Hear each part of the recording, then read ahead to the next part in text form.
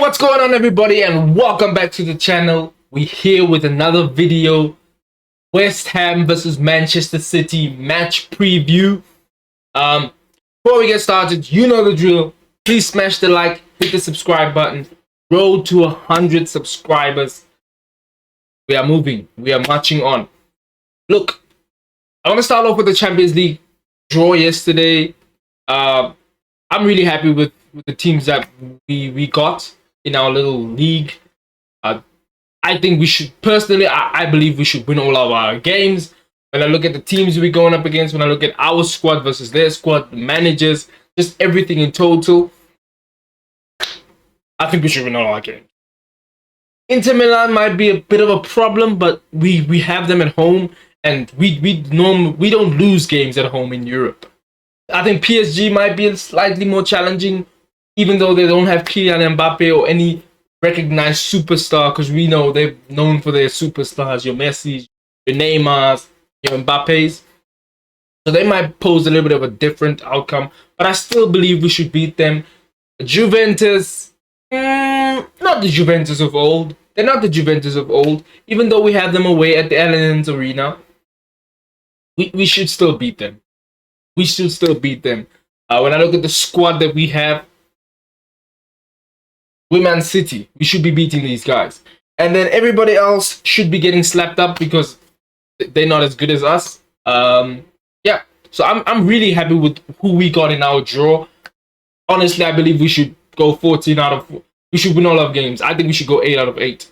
Look, if you throw in a draw, we might draw a game here or there.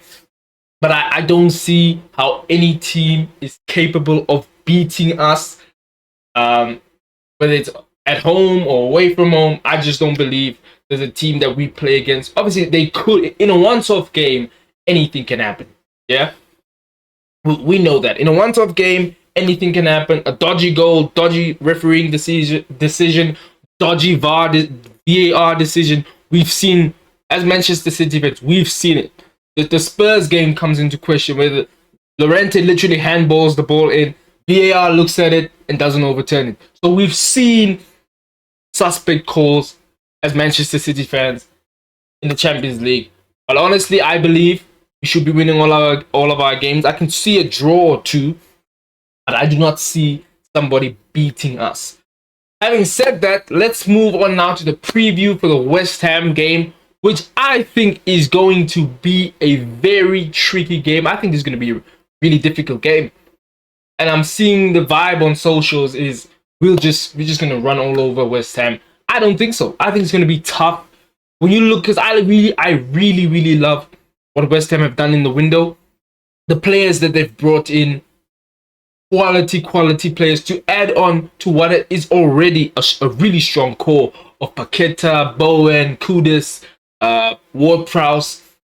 And now they don't have Dusty Moyes there, anti-football David Moyes. They actually have a manager who's going to be looking to progress. He's going to be looking to be progressive, maybe get on the ball a little bit more. Because in the previous years when Moisey was there, we used to know we're going to have to break down 2 banks of 5. That's the game plan. Where they just sit 10 to 11 men behind the ball, and we'd have to try and break them down, and then maybe they try to catch us on the break. I still think that will be the tactic, because they're not just going to come out gung-ho and just all guns blazing.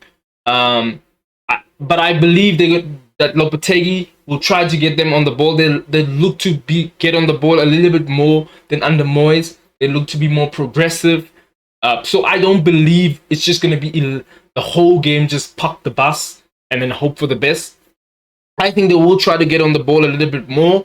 I think they will try to set traps, press in certain situations. I don't think they'll press for the whole 90, because then they'll get picked apart. But I think they will pick their moments in where they press or where they don't press. So I think it's going to be a really tough game. I don't just think we're just going to go over there and just walk all over the Hammers.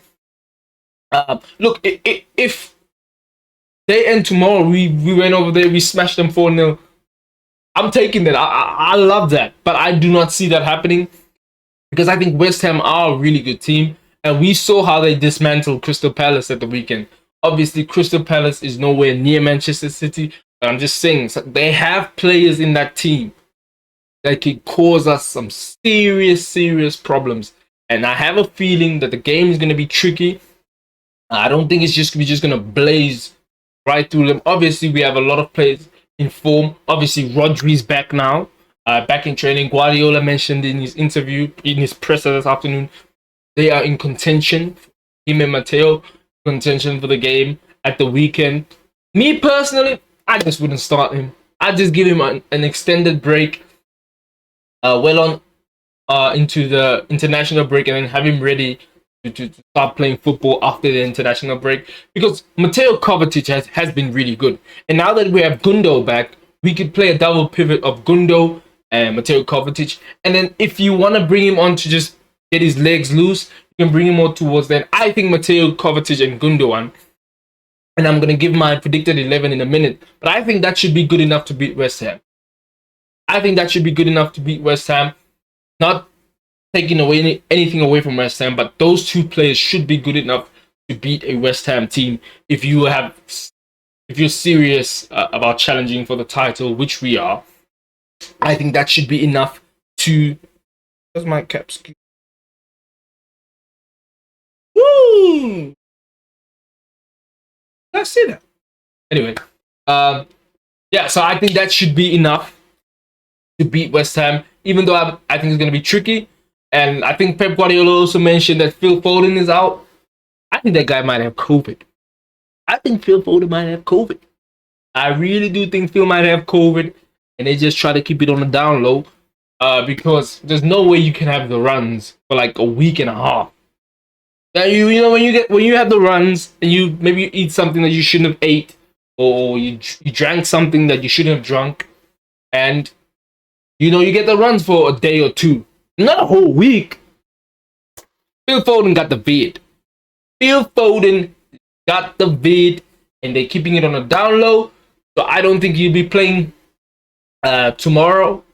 I think we'll only see him after the international break, which is not a big problem given that we haven't started playing 2-3 games a week. And I think De Bruyne with a week's rest should be good to go.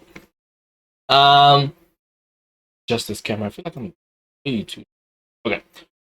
De Bruyne should be good to go. I think once we start playing like 2-3 games in a week after the international break, you won't see De Bruyne playing. I don't want to say as much, but back-to-back games. Like if he plays on a midweek, I don't think he'll play I don't think he'll start on a Saturday, because then you're just asking for trouble. Literally, you're just asking for trouble. We've seen this guy literally just break down season after season from playing every single game. So I think Pep Guardiola needs to manage him better, and we have the players. I just think James McAtee get a contract extension, so that means Guardiola believes that McAtee is good enough to be in the squad. So you have to use the players in the squad. So I don't want to see Kevin De Bruyne trotting out there against Watford when we play the Carabao Cup. Yeah, that's when you're supposed to be giving the McAtees, the Nunez's of the world, because only God knows what that guy is. Because I honestly do not know what the plan for Nunez is. Honestly, that's the opportunity to be giving these guys a run out. Kevin De Bruyne should not be playing Carabao Cup. Yeah. With the Champions League as well being 8 games, we're gonna probably be playing games till December. Yeah, we're gonna be playing games till December. So you don't wanna start pushing De Bruyne way too early. Like if we're in the final stretch, yeah, if we're in the final stretch of the season where we're on for like a treble or quad, dare I say, we're on for a quad. That's when I think you can maybe push the boundaries with KDB and be like, you know what, Kevin, but we need you. Like we need you to push. We are in route to an historic accomplishment. Then I think you can push him. Not beginning of the season. Oh no. We don't want Kevin De Bruyne snapping something and he's out for the rest of the season. So I think you manage him better. What else did I want to speak about the game? Is there anything else? No, not really. Okay, predicted 11. Obviously, Ederson in goal, straightforward.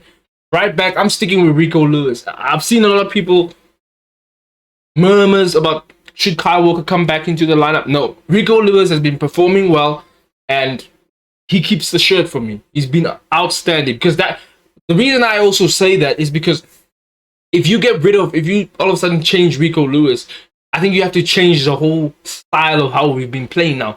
Because when Rico Lewis plays, he inverts into that midfield when it's in the right situations. Kyle Walker's not doing that.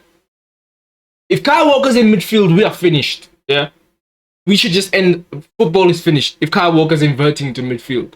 Yeah, football is finished. So that's why I don't think we should change that, because then you'll have to go a different centre back partnership because you wouldn't have that guy that inverts into midfield. You probably have to play like a John Stones, because Kyle Walker's not inverting into midfield, as I have stated. So that's why I say I think Rico Lewis keeps his shirt. Akanji Diaz will start. Maybe see. Akanji and Diaz will start. I think Akanji and Diaz will start. Gvardiol on the left. And then my double pivot, simply because I'm not starting Rodri. Even if he's been training 3 days, so I don't think he'd start. But I wouldn't start him personally. Just give the guy a long rest, because we haven't rested the guy in like 3 years. So he deserves a bit longer rest. I'm going to go Gundogan, Kovacic in the midfield, double pivot. Obviously with Rico occasionally inverting. And Kevin De Bruyne as the 10. Doku on the left. Fabinho on the right. And then Big Earl, Mr. Old Big Erling through the middle. And that is my starting 11. I think that starting 11 is good enough to win, even though I believe it's going to be tricky. My prediction will be 3-1 Manchester City. And I know before you say, I thought you said it was going to be difficult. I think it's going to be a tough game, 2-1, and then we score a late minute goal. Not late, but like 85th minute, just to kind of seal it off. But I do think it's going to be a tight game, quite a tricky game and a difficult game for us. But I do see us winning 3-1, not keeping a clean sheet, because it seems like we've just continued last season's habit where we one shot, one goal. Because that's what we were, one shot, one goal FC last season. Literally, team will have no sniff and then get one shot and then they'll get a goal out of nowhere. So it seems like we've just carried that over to this season. So hence why I'm saying we'll probably concede a goal, because we don't do clean sheets. Arsenal, they love them clean sheets. Arsenal love clean sheets. We don't do clean sheets. Because one shot, one goal. That's who we are. So that's why I'm going to go 3-1 Manchester City. Tough game, but hard-fought win for Manchester City. 3 out of 3.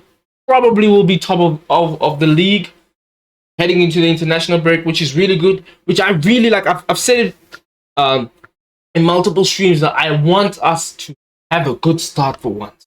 Yeah, it's all nice running teams down, but for once, can we just be the ones who are leading up front, just to see how everybody else handles it, just to see how Arsenal handle it. It would be nice for once to get out to a really good start, and if we win tomorrow, that will do that. 3 out of 3, probably get the goal difference up there. But yeah, 3-1 Manchester City, hard-fought win. We'll be doing a watch along tomorrow, so do tune in. Probably do a watch along for Arsenal as well, because the early kickoff, I'll probably have nothing to do anyway. So yeah, I'm gonna start doing watch alongs again. I haven't done one since the Euros. I deleted all those ones. So yeah, we'll start Premier League watch alongs this weekend. I think Arsenal will be the first game against Brighton. Hopefully Brighton can do a little something. I don't think so, because Brighton have been terrible, even though they beat United. United is shit. United not very good, but hopefully Brighton can do something for us. But yeah, see you guys tomorrow. Thank you, and God bless.